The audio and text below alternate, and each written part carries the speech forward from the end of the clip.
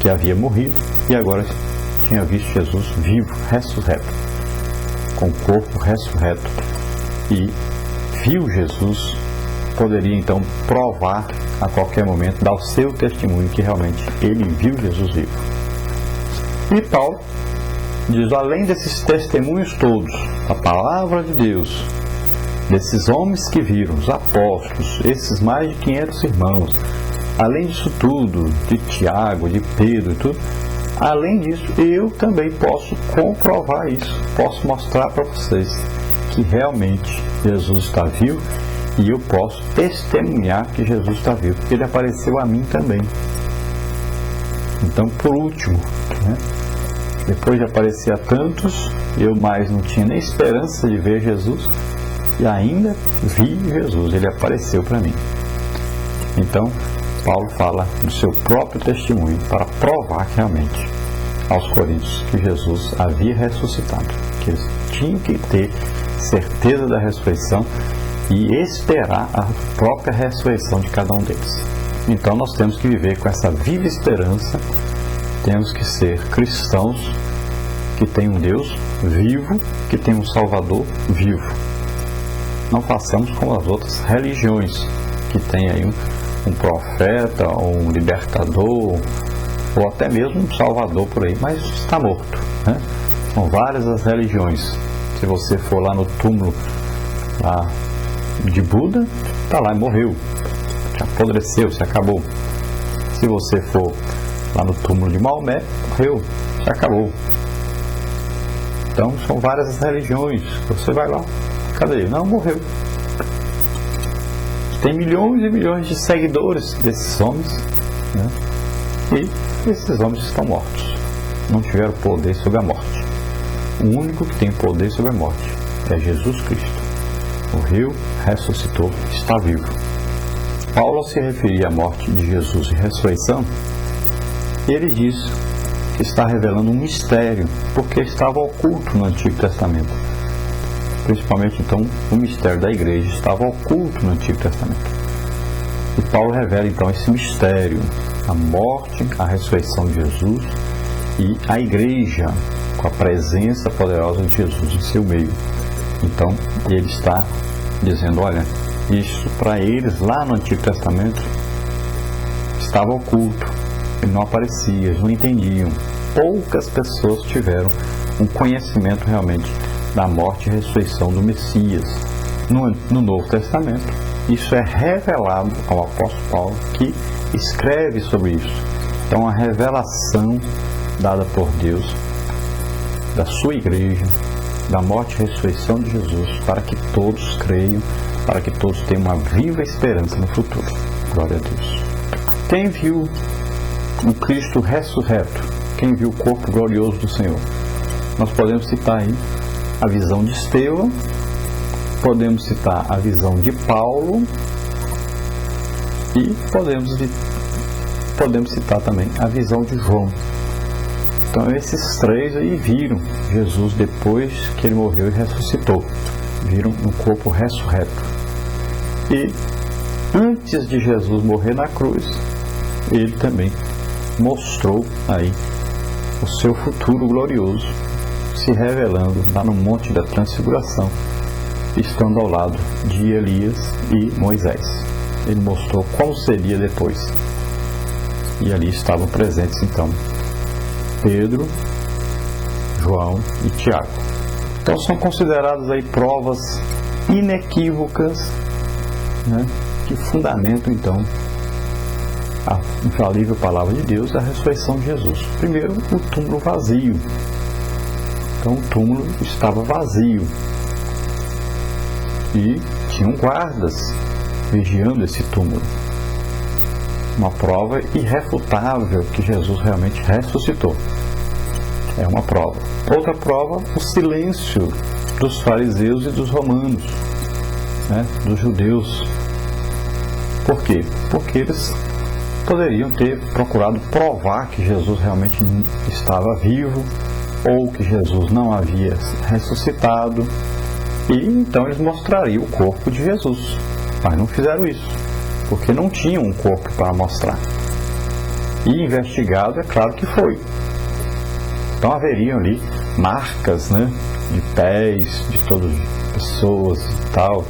Haveria ali pistas para serem seguidas e haveria uma investigação muito grande, prenderiam muita gente, mas não fizeram nada disso, porque não tinha como contestar isso. Nós podemos ver também que é uma grande prova a mudança do dia de adoração dos discípulos. Mudaram. Eles, como descendentes de judeus, sempre comemoravam o sábado. E eles passaram então a fazer a ceia e comemorar a ressurreição de Jesus no primeiro dia da semana. Normalmente seria no sábado.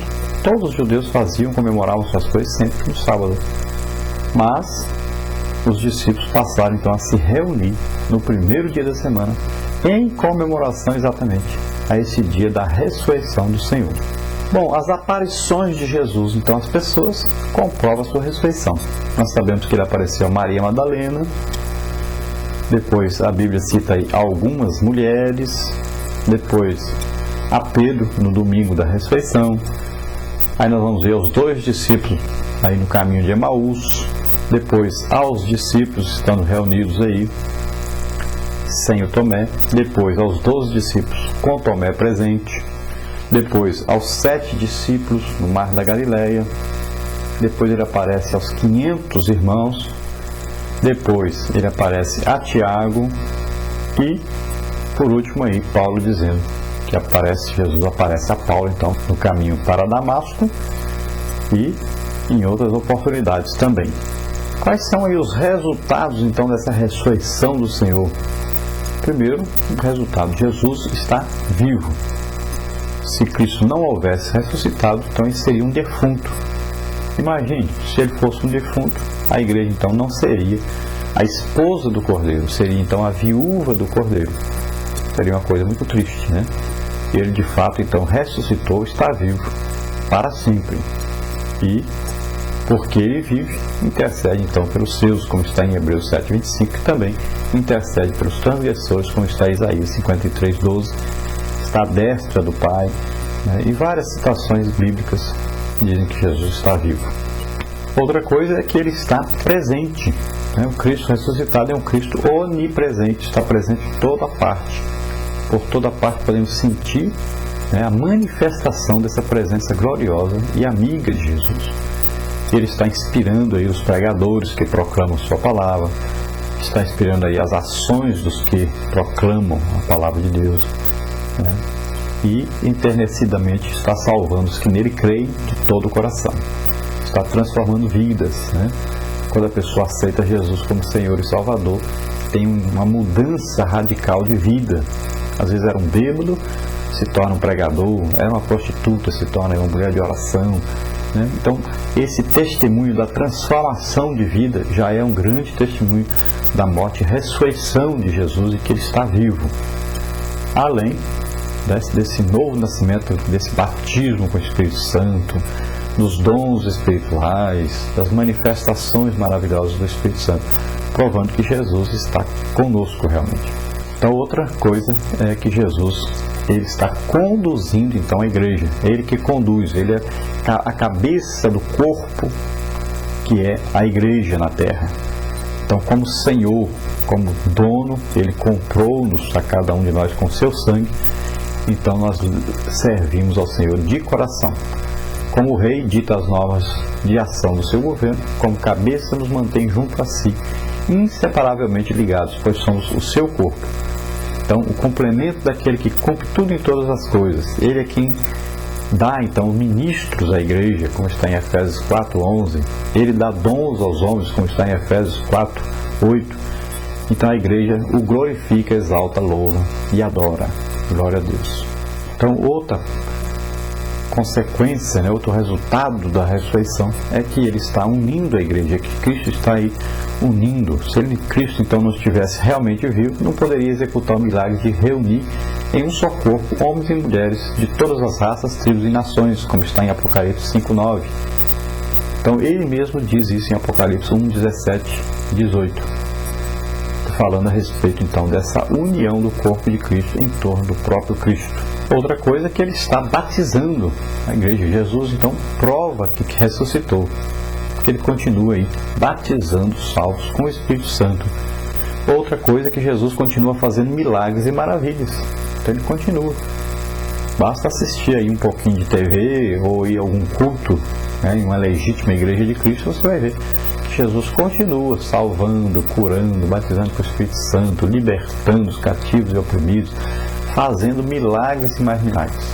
Está vivo. Outra coisa é que ele voltará brevemente. Se Cristo não estivesse vivo, não teríamos razão de esperá-lo.